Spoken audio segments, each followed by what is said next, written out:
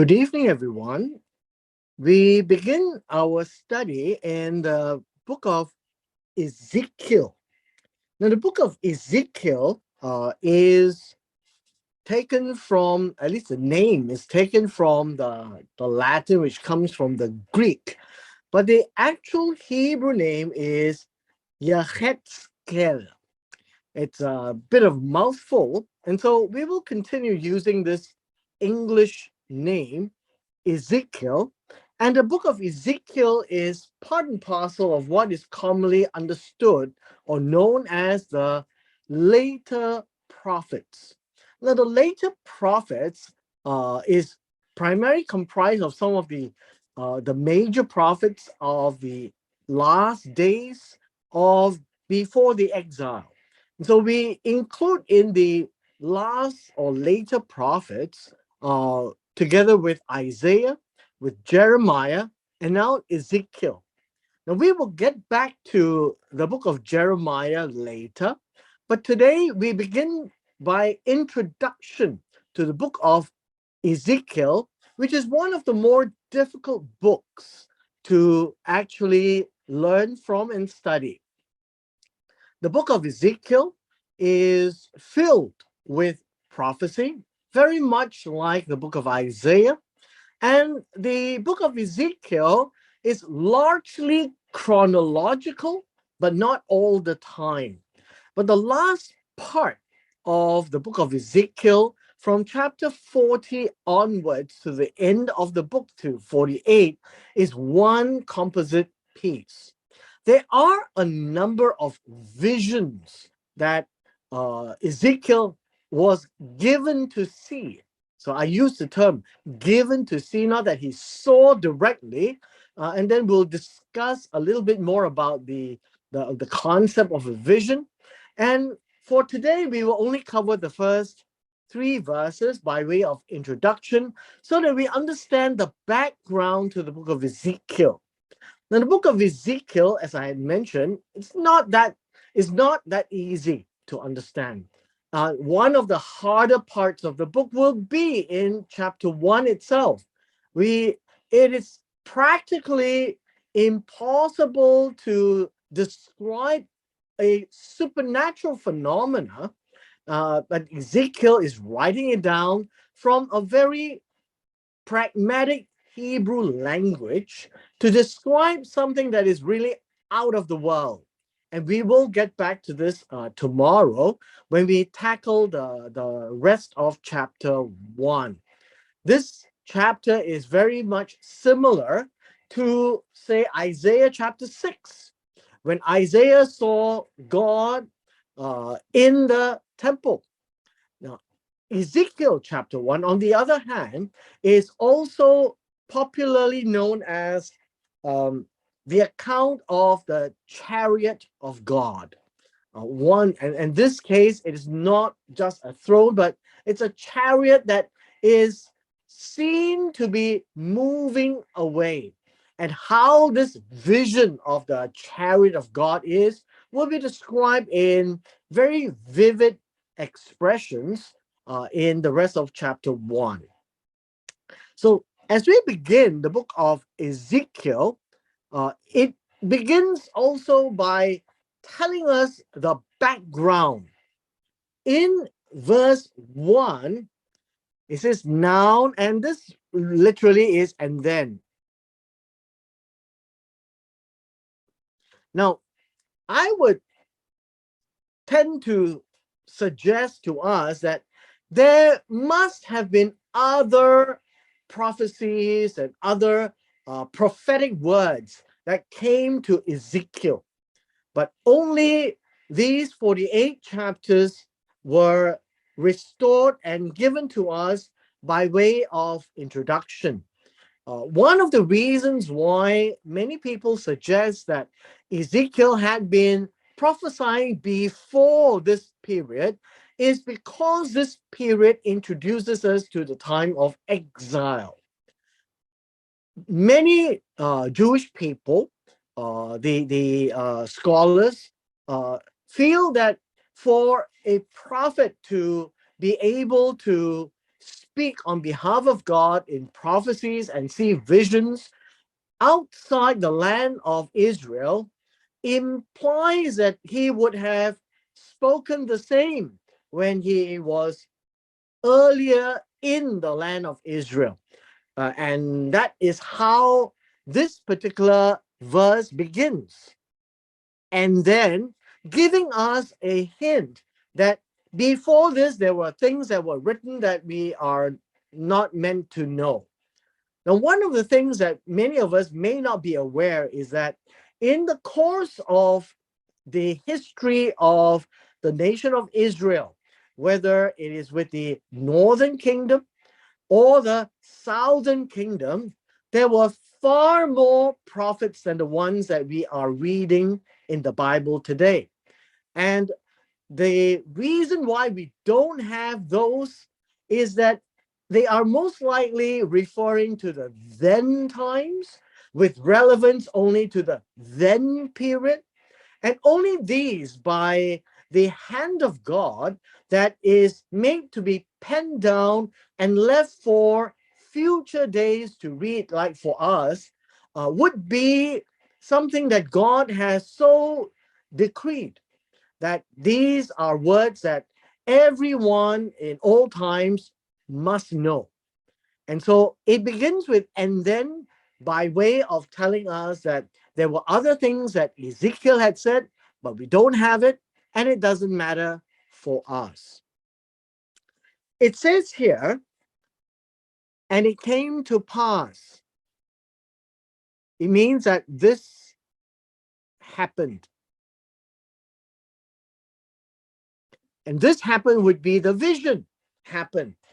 And out of the blue, it says, in the 30th year, in the 4th month, on the 5th day of the month, as I was among the captives by the river Kevar. Now, this word river may not be a good word. It could also be seen as a canal. The reason why the river is not opted as a preferred translation is that there is no real river Kevar in Babylon. Perhaps there was a waterway or a water stream. It's the same word for river, a canal, a channel, a water pathway, and they use the same word. And so Kavar is actually an area where there is water, and there is where a bunch of Jews from the southern kingdom, taken away from Babylon, would be living there in their own colony or their own community. And then it's told to us that the heavens were opened. Now, the idea of the heavens were opened, the skies, this would be the skies, were open. Now, this idea of opening is as if you look up to the sky, right? If you look up to the sky, it seems that the sky is like a scroll that is rolled open. So it is now looking up and say the skies is opening. Now, obviously, the sky doesn't open, literally speaking, but this is a vision. And so we will have to understand the imagery that's given to us that Ezekiel looks up and sees the sky like a scroll opening up. And as it opens up, he could see things. And so the phrase here is this: and then I saw visions of God. Now, this word visions of God can be actually understood in a different way as well. But let us take a look at the word vision first. Now, this word vision, is like looking through glass. So let me just put it here.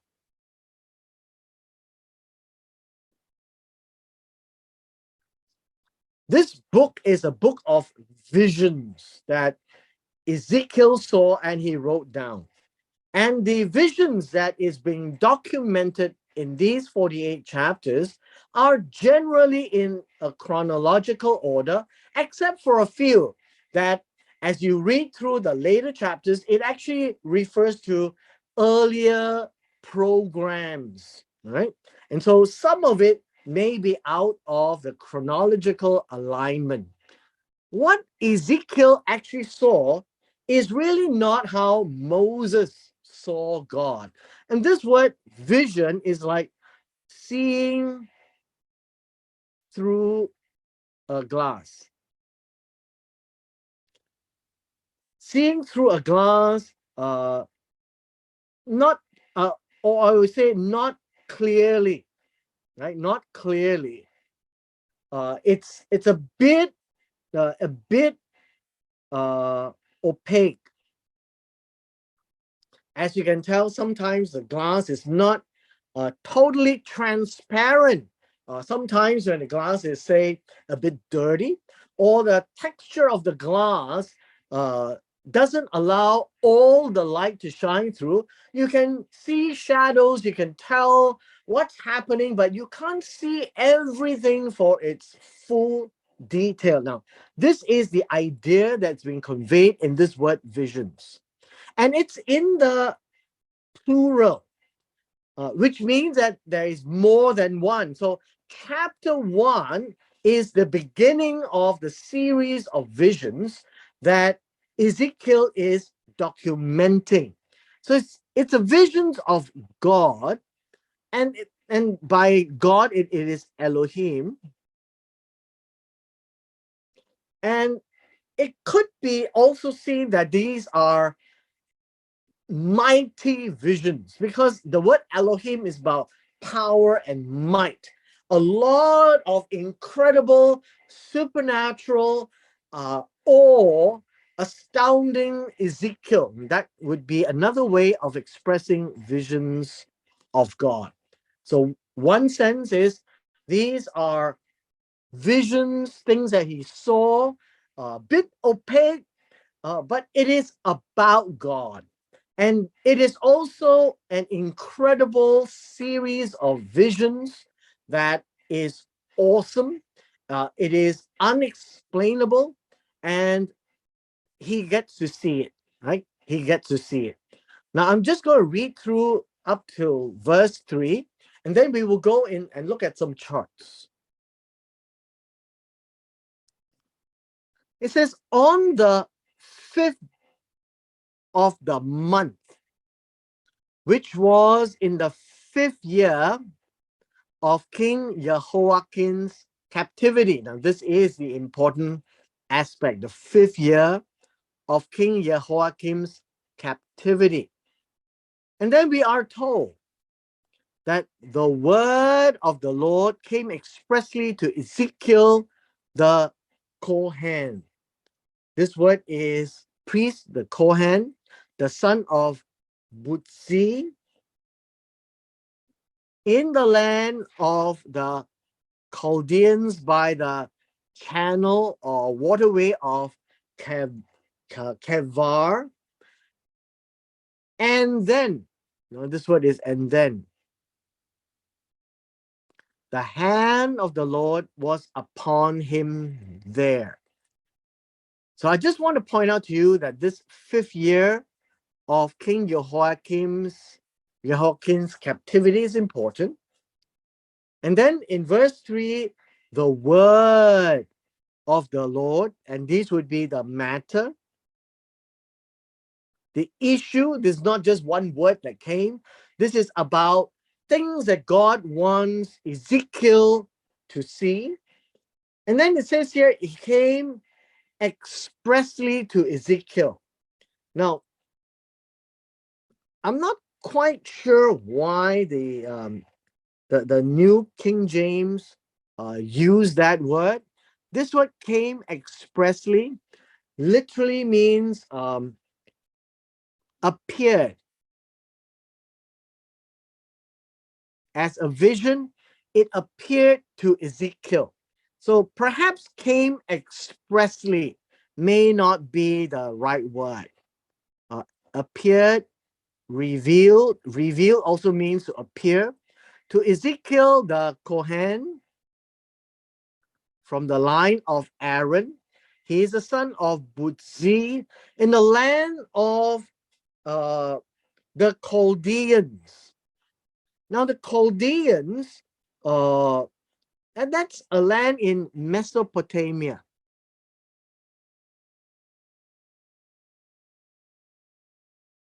In the area of Chaldea, next to the Euphrates and Tigris, by the channel of Kevar, and then the hand of the Lord was upon him. Now, this word upon him is not in him or under him, it was on top, right? On top of him. Whenever you talk about the hand of the Lord, it refers to the imagery of the hand of God, seen this way. The hand of God would be above him, right? And that would be the word over, upon, above. And so it is to express the power of God is coming upon Ezekiel such that he is enabled to see things which he otherwise cannot see. These are not normal visions, and these are specific visions about God himself. Now, with this, we will park this aside, and I want to take you into the background of where we fit the book of Ezekiel. Now, I have here a very, I guess, informative chart with regards to the times of Jeremiah and the times of Ezekiel, so you get a better idea how the two of them relate to each other. Jeremiah had started his prophetic ministry in the 13th year of King Josiah, and he prophesied all the way to the end of the kingdom of Judah, where the city and the temple fell. So he had a 40-year prophetic work.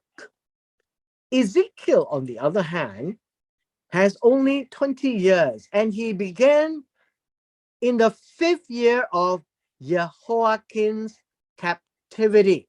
Now remember, Jehoiakim is right here. He was king for 3 months, and then he was taken away. And Jehoiakim will continue to be in captivity. And so from this period of time until here is 5 years. And so that's what we mean by starting here on the 5th year of Jehoiakim's captivity. Ezekiel's chapter 1 begins right here. This is chapter 1. Now, I had suggested that chapter 1 began with "and then," which implies that he would have been prophesying before this time, which would be before this time. And it would be likely this period of time. And the way that we had wanted to count in the 30th year, right? This is the 30th year, which we need to address. We talked about the 5th year of Jehoiakim's captivity, but where is the 30 years. Now, according to the Targum and some of the more ancient Jewish commentaries and Jewish scholarships, the 30th year begins right here in the 18th year of Josiah's reign. And we see this in, I guess you would say that in 2 Kings chapter 22 verse 8, Hilkiah found the Torah scroll, gave it to King Josiah, and they began to restore the reading of the Torah. Now, what is so important is that before that, King Manasseh had done all he could to burn all the Torah scrolls. And so now copies are found all over the place, and this time round they found it in the temple. And in the 18th year, as it was found, we see this in 2 Kings chapter 23, verse 23, tells us the 18th year. And because they are 31 years in the reign of Josiah, and how do we know?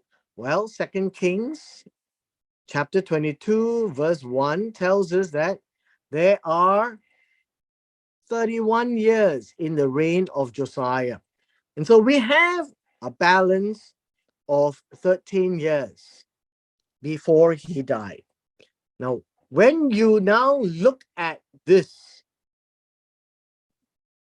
13 years before he died, 11 years of Jehoiakim, that will make it 24.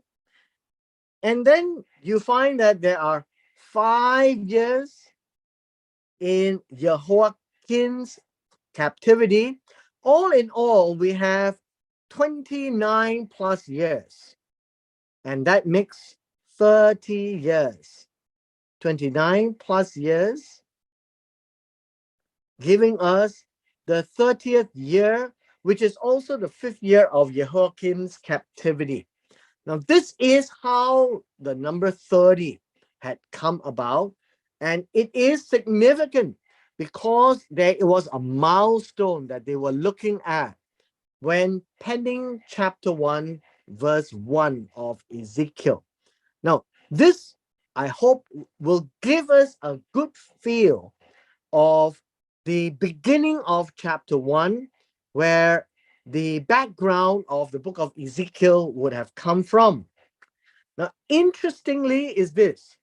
When it was the 5th year of Jehoiakim's captivity, there was 6 years to go before the fall of Jerusalem and the destruction of the temple. Again, you must know that this destruction of the temple is also a major milestone in the prophecies in Jeremiah. And so just for your knowledge, remember these are milestones. The fall of Babylon, which is also recording the destruction of the temple. Now, Ezekiel are contemporaries with Daniel. And so Daniel would have been captured in the early engagement with Jehoiakim, which is here, this period of time. In this period of time, many princes and lords, that includes Ezekiel, and includes Daniel and his friends, they were all taken into captivity. What is important for us to note is this. We don't know whether Daniel knows Ezekiel or whether they have met each other. We're not told. But they were both there in Babylon at the same time. Daniel stayed in the palace. He had royal treatment, whereas Ezekiel is actually amongst the people. And both of them were operating during the time of Nebuchadnezzar. And just be aware that Daniel spans all the way through Nebuchadnezzar, through the chapter 5 of Belshazzar, and then into chapter 6 of Darius and Cyrus, and thereby giving us a very long history of the book of Daniel. Whereas at the same time, Ezekiel was prophesying from this time all the way for 20 years into the period of Nebuchadnezzar. So when you read the book of Ezekiel, please bear in mind that at that point in time in chapter 1, the temple was not yet destroyed. And since the temple was not yet destroyed, all the visions that Ezekiel saw was in this period here, way right before the temple was destroyed. And there is a significance of the temple destroyed, and the vision will tell us when we get there into chapter 10. Now, with this, I hope that we will have a fair idea. Let me just say something about Ezekiel chapter 1, and then we will conclude. Ezekiel chapter 1 comprises of some very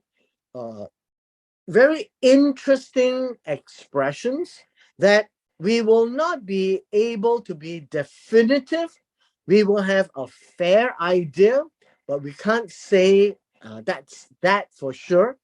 It is an imagery because Ezekiel is seeing something happening, and he's using Hebrew language to write down what he actually sees. Now, these are visions that God allowed him to see with regards to something which nobody else have ever seen. And that would be the vision of God in his chariot. Now, and then with all the spirit beings, the creatures that is surrounding God, there is this introduction before God said anything to Ezekiel. Chapter 1 was crucial for Ezekiel to have a very good idea who God is and what God wants him to see and how God wants to portray himself to Ezekiel before telling him what to do. Now, with this, I hope that we will have a fair idea of how the book of Ezekiel is structured, where it's placed, where it's positioned. And there is this 6-year period where Jeremiah and Ezekiel were both doing their prophetic ministry, one in Judea, one in Chaldea, in the Babylonian area. And so with this, we come to the end of our session today, giving us an introduction to this chapter.